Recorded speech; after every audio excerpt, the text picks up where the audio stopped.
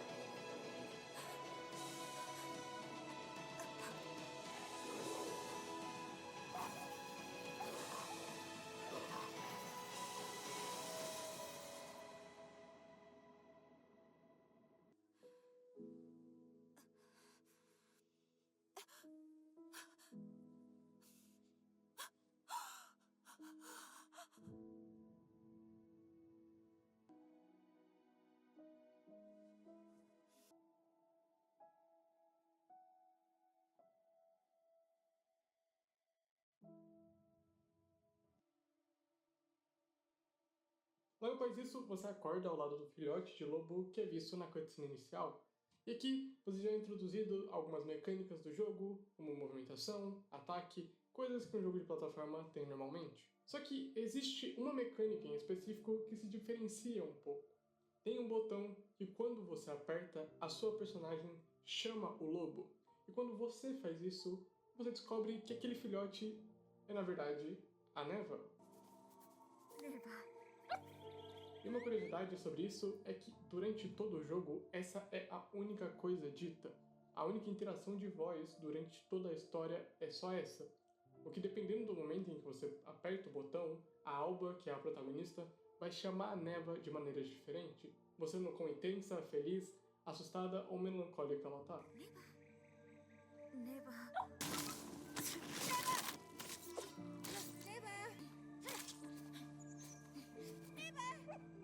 Você também logo percebe que, exatamente como um filhote, a Neva é descuidada, muito curiosa e às vezes um pouco teimosa, comendo tudo que for possível e tiver no chão, avançando na sua frente sem medo algum, e mesmo que você chame ela, ela não vai te dar ouvidos e vai continuar a correr. Só que ela ainda é um filhote, ela ainda está aprendendo como as coisas funcionam. Então, por exemplo, um salto que é um pouco mais longo, mas você ainda consegue passar facilmente, ela vai precisar da sua ajuda, senão ela pode acabar caindo. Conforme você vai começando a seguir o jogo e a jornada que ele te propõe, e cuidando da Neva ao mesmo tempo, você vai cada vez mais entendendo a beleza desse jogo, fazendo parecer quase como uma pintura jogável. Cada frame parece ter vindo exatamente uma exposição de arte, o que faz você se sentir como um visitante vendo a uma exposição. É que de repente, a Neva começa a correr sem motivo aparente, então você começa a correr atrás dela a toda velocidade para conseguir alcançar. E conforme você vai correndo, um sentimento de tensão começa a surgir mais, porque obstáculos começam a aparecer na sua frente, te atrasando e dando cada vez mais medo do que possa acontecer com a Neva. Até que você alcança ela, presa em uma plataforma com aquelas mesmas mãos que você encontrou durante o caminho. E é visível o medo que a Neva está sentindo. E quando você se aproxima para acabar com essas mãos, é aí que você encontra os primeiros inimigos do jogo. Depois que você mata esses inimigos, você se aproxima da Neva, que está completamente aterrorizada, e é nesse momento que você percebe que o melhor calmante é o abraço.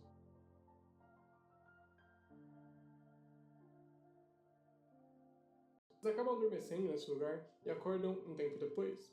E já tá de noite, e com a noite mais inimigos aparecem. Então a coisa mais sensata a se fazer nesse momento é correr dali o mais rápido possível. E Uma coisa que fica perceptível depois de ver esses designs e ideias de designs é que você consegue ver uma grande inspiração vindo do estúdio Ghibli. Como, por exemplo, no design da Neva e a ideia por trás disso, que referencia bastante o filme Princesa Mononoke, ou também nos inimigos, sejam esses menorzinhos, ou também nesse inimigo maior que te persegue durante essa área em específico do jogo. Essas máscaras brancas, com o corpo completamente preto, passa a ideia de perigo e medo, além de lembrar bastante também os No Faces de Viagem de Chihiro. Essas inspirações acabam por encaixar muito bem na temática do jogo, e acaba encaixando perfeitamente com a narrativa que é apresentada para você. Um pouco mais pra frente, você acaba encontrando um totem, essa estrutura completamente branca, só que ele está desativado. Então, indo um pouco mais à frente, é possível ver uma outra estrutura com uma planta em cima dela, que se assemelha um pouco com o totem. Quando você interage com ela,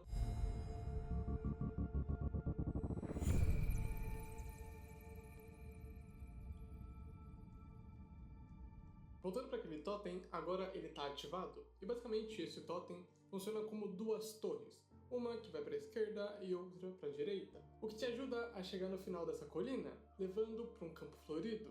E percorrendo esse campo, a neva novamente começa a disparar na sua frente. E antes que você consiga alcançar ela, aquele mesmo monstro que te perseguiu volta. Diferente dos outros inimigos que você encontrou até aqui, o design dele deixa isso bem claro para você. Ele pode até parecer com os outros, só que para esse inimigo eles apostam no tamanho, para te deixar com um sentimento de perigo, com algo que você viu até agora, só que em uma escala muito maior. Outra coisa que é perceptível é que, assim como a neva, esse inimigo possui esses chifres que lembram galhos, e quando você consegue derrotar ele, é o momento em que você alcança o primeiro florescer.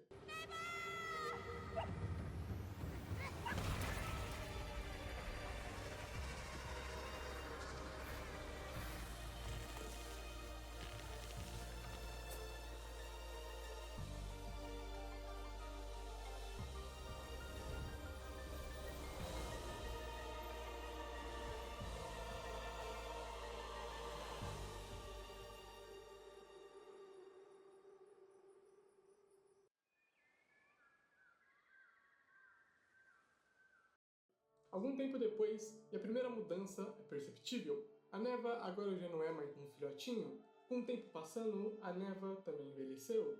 E com isso, você já não está mais sozinho na hora do combate. A neva agora ataca alguns inimigos que aparecem durante seu caminho. Só que ela ainda é uma adolescente, então ela ainda é um pouco imatura e curiosa. Claro que não tanto quanto antes, mas mesmo que ela consiga te ajudar durante o combate, ela ainda não consegue lidar com todos os inimigos sozinha. Você ainda precisa tomar conta dela para que ela fique bem. E é exatamente isso que acontece quando vocês dão de cara com essa nova criatura. Uma junção de outras criaturas menores e com várias máscaras e um corpo muito maior. Então, quando isso acontece, aquele mesmo sentimento que veio no início, quando a neva deu de cara com os inimigos pela primeira vez, aquele sentimento de dever e proteção para que nada de ruim aconteça com ela, vem à tona. Mesmo derrotando esse novo inimigo, a neva ainda está no chão e com medo. E você sabe que para essas horas, o melhor remédio é um abraço. Mostrando para ela que mesmo que existam coisas ruins, ainda existe a esperança de que coisas boas ainda possam florescer. E caminhando por esse mundo que uma hora já foi bonito e repleto de vida, mas que agora está completamente consumido por essas criaturas, você parece finalmente ter encontrado o que deu a origem a essa corrupção e origem a essas criaturas.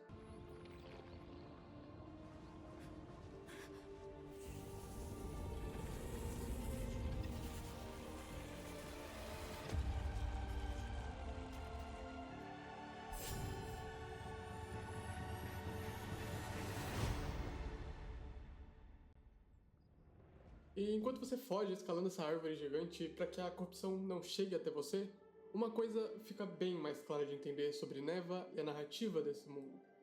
Enquanto Gris possui uma mensagem única, destacando e mostrando as fases do luto, em Neva a mensagem que os desenvolvedores quiseram passar foram mais de uma, fazendo você interpretar o mesmo jogo, só que de diversas maneiras. Neva possui diversos temas dependendo de como você observa o que é apresentado para você, tornando um jogo multifacetado quando se trata da mensagem passada. Você pode interpretar o jogo como uma história de relacionamento e maturidade entre a Alba e a Neva. Olhando de outro modo, pode ser uma história de conflitos, ou também pode ser uma história sobre a esperança de um mundo corrompido. O ponto é que a forma como você interpreta ou é afetado pelo jogo muda a forma como a narrativa se desenrola para você.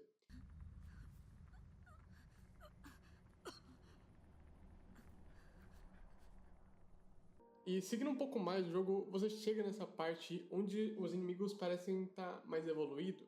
E ao invés de irem direto para você, eles decidem pegar o corpo de um animal morto, fazendo com que seja bem mais difícil de conseguir derrotar eles. Mas quando você finalmente consegue, a chance de retornar à essência desses animais e do que eles já foram um dia aparece. Isso se estende até o segundo boss do jogo, sendo dois animais tomados por essas criaturas menores, para que elas consigam enfrentar você. Parece que seja diferente do primeiro boss, a forma como é feita é até que bem semelhante, usando aquilo que você viu e se acostumou durante o caminho para quebrar o sentimento de costume. Assim como na primeira vez, onde eles usaram um inimigo parecido com o que você já estava vendo, só que em um tamanho muito maior.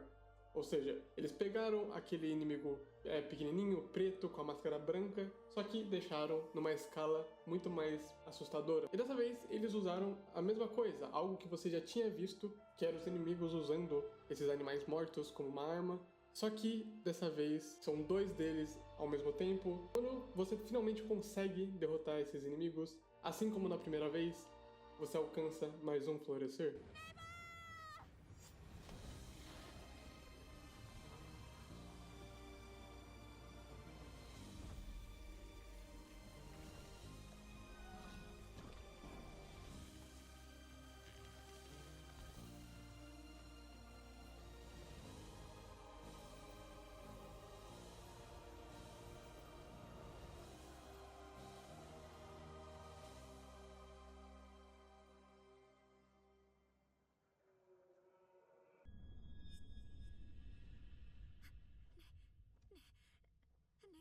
Pouco tempo depois, você acorda no mesmo lugar que você derrotou aquele segundo boss. Só que tem algo diferente. A Neva sumiu. Procurando por todos os lados, você não encontra ela. Enquanto você sai desesperadamente procurando ela, algumas mãos surgem do chão e te puxam para baixo. E você começa a cair para um lugar que talvez seja onde os mortos vão, com vários desses cervos caindo também. Mais pra frente, você finalmente consegue encontrar a Neva. Outra coisa que chama a atenção é que nesse ambiente tem um lobo gigante igual a Neva no fundo, como se ele estivesse caindo também. E parando para olhar, você percebe que vários daqueles inimigos menorzinhos estão em cima do lobo, até que de repente eles entram e tomam o corpo dele e todo o ambiente muda de preto e branco para vermelho. E esse lobo, na minha visão, pode significar duas coisas. Primeiro, um grande arrependimento por parte da Alba quando deixou a mãe da Neva morrer logo lá no início do jogo. E esse lobo pode significar que a Alba e a Neva reencontraram ela, talvez. Ou pode ser um grande medo de perder a Neva, assim como a mãe dela, fazendo com que perder ela seja tão ruim quanto o fim desse mundo. E esse lobo também é um boss. E assim como os outros bosses que você enfrentou, no momento em que você consegue derrotar ele, mais um florescer acontece. Só que, diferente de antes,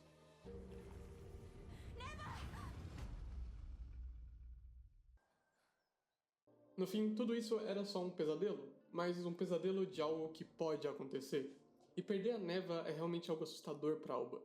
Só que quando ela acorda e vê que as coisas estão melhores do que parece, pelo menos o que eu vejo é que faz a Alba se sentir melhor e definitivamente mais determinada a lutar por esse mundo.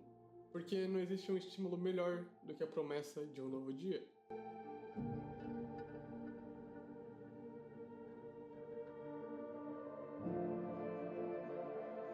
Mais um tempo se passa e novamente é bem perceptível ver que a Neva cresceu mais um pouco.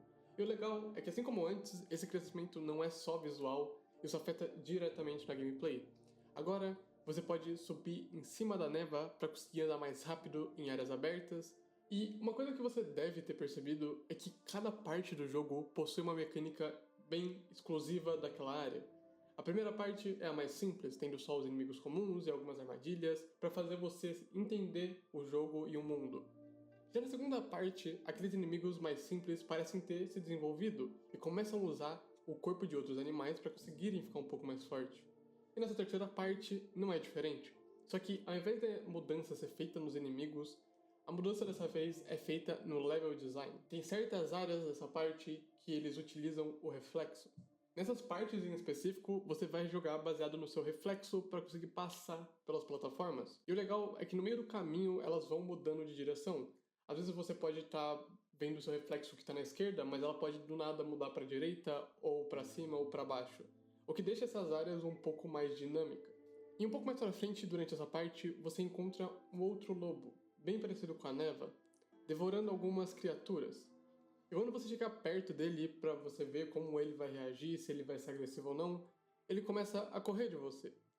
E esse lobo você encontra mais algumas vezes durante essa parte, e uma dessas vezes ele está sendo atacado por várias criaturas ao mesmo tempo. E quando você ajuda esse lobo matando essas criaturas, esse lobo te pede para você seguir ele. E conforme você vai seguindo, você percebe que a Neva já não é mais aquela criança do início do jogo. Ela já não é mais um filhote.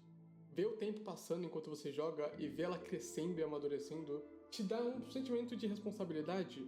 Você se sente responsável pela Neva e sente medo quando algo de ruim acontece com ela.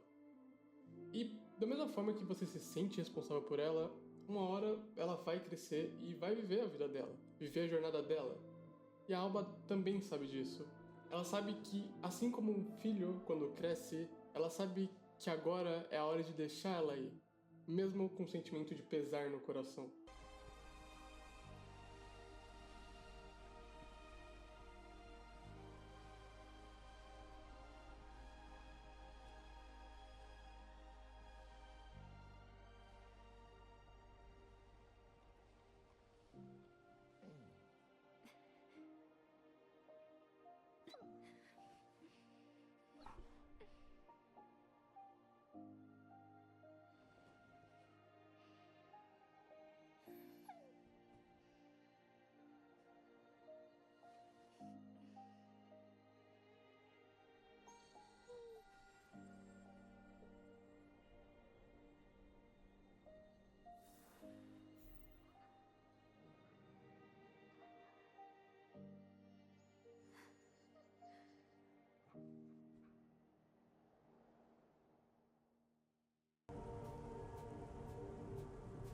E a partir desse momento, você está sozinho no mundo. Isso obviamente não só afeta a história, mas também afeta a gameplay. Agora você não tem mais as mecânicas de apoio da Neva, seja em combate ou em movimentação. O que parece ser uma situação horrível, considerando que nessa parte você parece ter chegado no templo dessas criaturas que você viu durante o jogo. Algumas estátuas que também lembram muito aquele ser que você viu no outono. E conforme você avança, tem uma hora que você chega no que parece ser vários corpos largados e mortos que fazem uma torre. E quando você escala ela e chega no topo, aquele mesmo ser está lá em cima, devorando as outras criaturas que formam essa torre. E bom, se você não reparou, essa criatura parece ser o seu oposto. O que pra mim faz eu pensar isso são três coisas. A primeira é que, além da Alba, só ele usa uma espada como arma durante o jogo inteiro. O resto ou ataca com mãos vazias ou usam outras coisas para conseguir atacar, mas nunca usando uma arma de fato. Outra coisa é claramente o visual, que por si só lembra todos os inimigos que a gente viu até aqui, e a sombra que fica em volta dele parece que ele consegue controlar ela diferente das outras criaturas. E por fim, ele tem algo que se assemelha muito com o florescer que você faz durante o jogo. Sempre que você derrota um inimigo ou limpa uma área, flores começam a surgir. Algumas flores verdes e outras brancas. O que é diferente com essa criatura, quando ela toca em alguma coisa, ou quando as coisas morrem, inclusive a Alba, também existe um florescer, só que dessa vez com flores e galhos pretos. Exatamente como no começo, onde vários pássaros começaram a cair e surgir flores negras neles. E me faz pensar que todo esse jogo também é sobre um ciclo de conflitos entre a vida e a morte, representada por esses dois personagens, com a Alba e a Neva sendo a vida ou aquela que propaga a vida, e essa entidade sendo a morte ou sendo aquele que propaga a morte.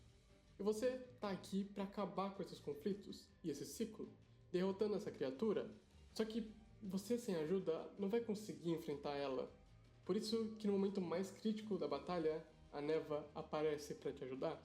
E com a volta da Neva, o ciclo mais uma vez parece se repetir. Assim como a mãe dela provavelmente enfrentou essa criatura, agora é a vez da Neva. Isso fica bem mais claro nessa cena, onde a Neva é agarrada e isso acontece.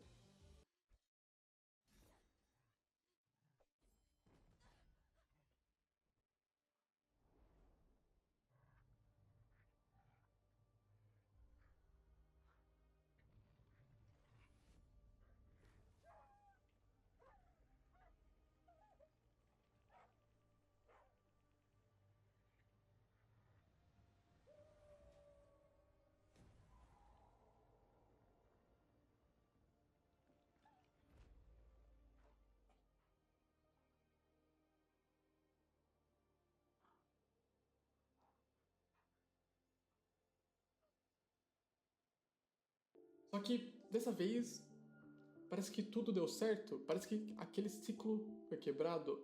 A esperança de um mundo melhor e sim a corrupção parece ter se tornado realidade. Agora tudo aquilo que foi tomado voltou a florescer e o mundo voltou a brilhar mais uma vez.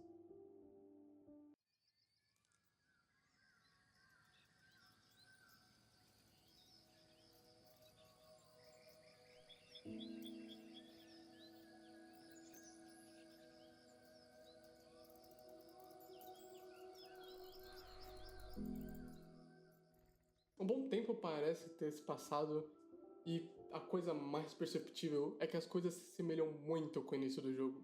A Neva cresceu e virou a mãe. E agora você começa a cuidar da Bruma ao invés da Neva. Tanto que quando você aperta para chamar Neva, você chama a Bruma ao invés disso. Bruma! Bruma! E o ciclo, que parece ter quebrado, ao mesmo tempo parece se repetir.